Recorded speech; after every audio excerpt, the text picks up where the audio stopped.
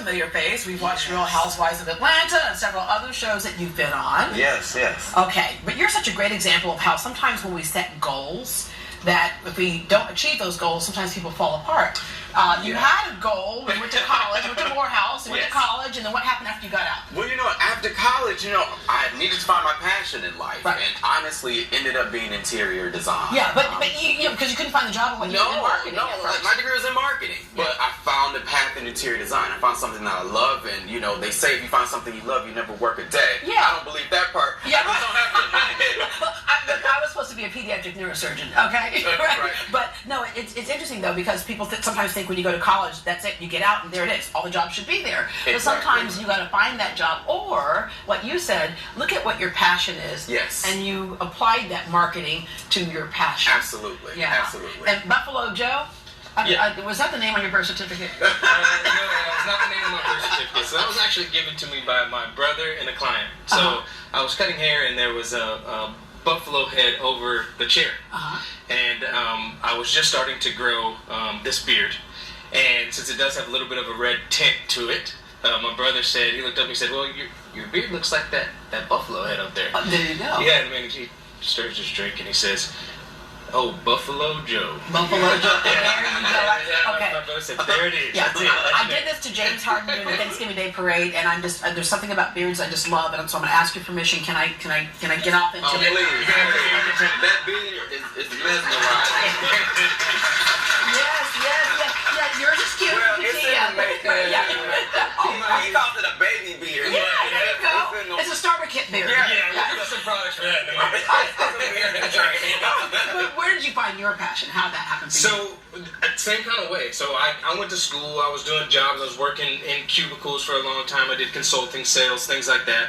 And I would always cut hair on the side, but never for a living. Yeah. Well, I decided one day to just kind of up and quit what I was doing and cut hair for a living. So I basically dropped everything I wanted to do and followed my passion.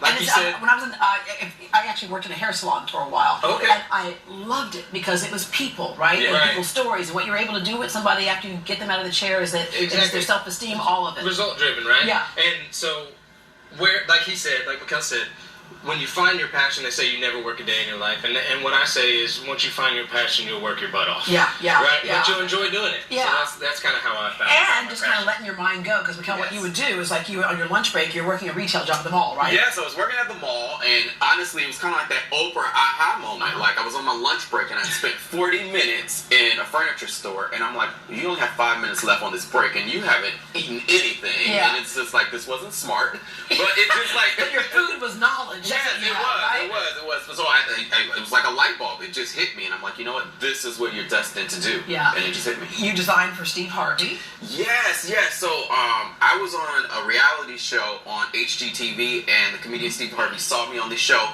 asked me to come redesign his office, and honestly, after that, he and I had a very candid conversation, and I told him I didn't want to work for him. And I know. And he's like, well, what do you want to do? And I said, you know what? I want my own show just like you have. Yeah. And he said, young man, no one has ever talked to me like that. But because you had the courage to say that, I'm going to put you on TV. Oh, nice. Yeah. Well, it's funny because Steve and I used to co-host together in Dallas. Wow. Whenever I co-host was on vacation, we called Steve in, and Steve was so funny. He goes, y'all need to get ready, put your finger on the censor button, because I don't know how I'm going to act this morning. So I'm late last night.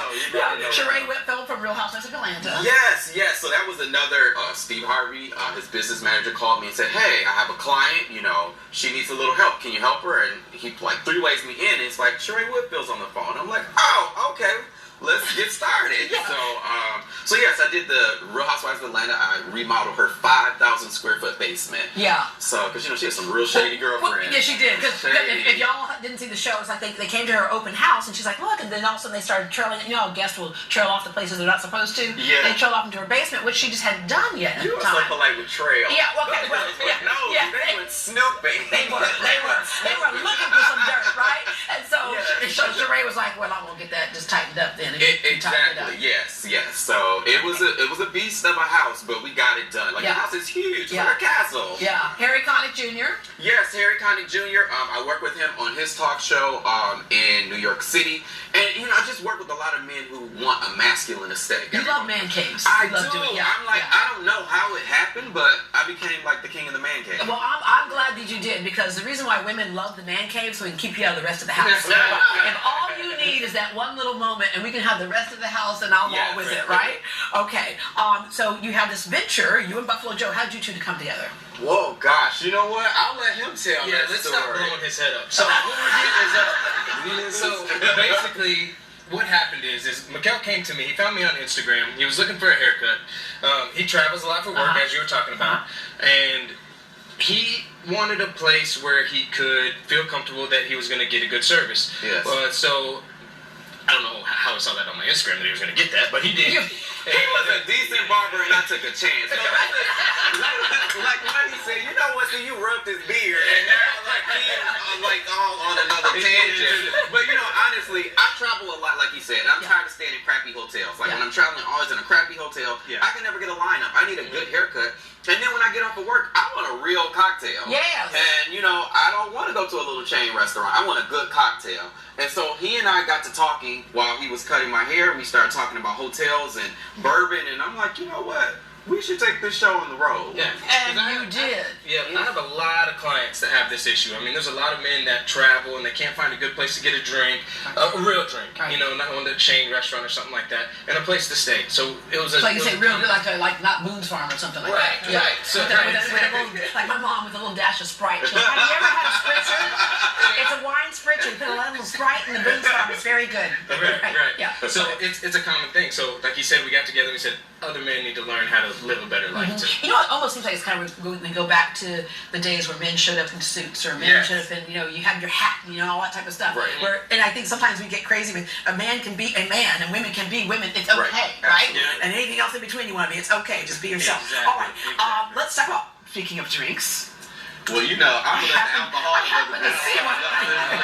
talking about alcohol, his love for it. Well, it is Texas, so it's never too early. All right. So what this is an old-fashioned kit. Right, so this is going to let you bring the speakeasy to you, or to the man cave, right? So we'll let Mikkel make you a man cave, and I'll make you a drink. Now, I'm no mixologist, but this is going to help me get there. Yeah. So everything in the Riley Lane Collections, which is where this is from, is going to help you make the perfect old-fashioned. You've got... And that'd be a great little gift for someone, right? For a guy. Perfect gift. And everything in here is going to be under $100, which is affordable.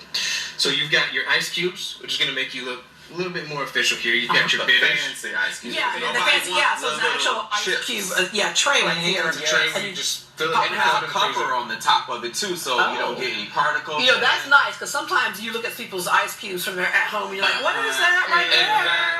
Exactly. So you can put stuff in there on purpose if you want to. Like I've done orange peel and lemon peel inside my ice cube, but that's purposeful stuff. Yeah, we don't want you to can accidentally. customize this as much as you want. This is a great starter kit. So you'll have your bitters, you'll have your muddler, your cutting board, so you can cut your oranges and stuff like that. And we've gone ahead and mixed up a little old fashioned. Oh, okay. Let's go ahead and see how that tastes. Like I said, I want to make sure it tastes right. Now I can tell it's gonna have a lot of liquor because you know who made it over here. Okay, well, but I don't want to give it as a gift if it don't taste good. Oh, well, Let me no, make listen, sure. Yeah, I just want to Now, make sure. we got a lot of pressure on the line. Did you measure all the ingredients? Yeah, just a lot of bourbon. Okay, right. Okay. That's what All I'm right, let's nervous see what's going about. on Well, here. give me a little. Let me taste I'm something gonna too. give you a lot because you need to calm down a little bit. Ooh, I gotta tell you, I'm not giving this as a gift. Uh-oh. Are you taking it for yourself? Keep this. Let's see what else we can get Okay, him. yeah. Okay, let's move on. See, So- okay. After a long night of drinking, sometimes, you might roll over and not be able to find all your stuff. So, what I You like might to roll do... over and find you're not in your own house. So what I like to do, and this is actually mine, I'll be honest, but it's a great gift. It's going to keep all your organizers organized. Okay. So it's got it's a charging dock for your phone, your watch, and your And it's cool your looking. earbuds. And it's cool looking, and you can get them in all different shapes, sizes, colors, styles, whatever's going to fit you. Yeah. But this is one I chose because it's just masculine. Yeah, it looks like Buffalo Joe would have like a hand carved, like Which he trucking does. station. Now the Yes. great thing about it is it works if you use it properly. The thing is he keeps hitting snooze, and so I'm always calling him in the hotel like, can you come downstairs and get ready? Like seriously. So it's a great product if you use it. You gotta use it. Yeah, Okay. yeah. Well, it'll look good sitting on the coffee table. Or It sitting on looks good. It looks good. on the And I nightstand. almost use it as a bedside clock. So I'll hit my phone, be able to see what time it is. Yes. Almost. Okay. Let's move on This to is the really next pretty one. right here. This is nice. Yeah. Well, I'm glad we can finally let him stop talking so we can talk about something that's amazing. So, as an interior designer, I run into a lot of men who are always looking for these elaborate man caves. And so this is the way you can bring the man You cave. add plushness to it. Exactly. And so all of this collection right here is from Garnet Hill. And I love this ticking paint stripe that they have because, feel this right here. Oh, So nice. Yeah. this is wool and it's cotton. So it's one of those things where in the fall it's going to keep you warm, and then in the summertime it's going to keep you cool. And they have like a wide range of things like this. Oh, this is cashmere. Love that. Cashmere. Yeah, he might not get that. Touch either. it. It's Oh, I did cashmere. it last night. I slept in those with no drawers. This is what I have to deal with on a constant basis. But that's very it's, cool. it's Yeah. Buffalo approved. That It's is Buffalo Buffalo approved, to approved. say Very, the very least. cool. But this is the perfect way to create a man cave at home. Yeah. It is. All right, and at the end here we have keep it handsome. It's All right. actually Victory Brand products, but Okay. that's one of his taglines. Is keep it handsome. Keep it handsome. Keep it Okay. handsome. That's what All we're right. gonna do today. So we've got a model here, and what we're gonna Ralph, who's our floor director. do. Ralph was kind enough to be my model and put his hair in my hands. You trust this man like that? You see what he did to my head. So the great thing, what I love about this product is it's got everything you need. I just love the staff is like, we're just drinking. We're just drinking. So what you've got is you've got your pomade that's going to give you more of a combed through kind of tight look.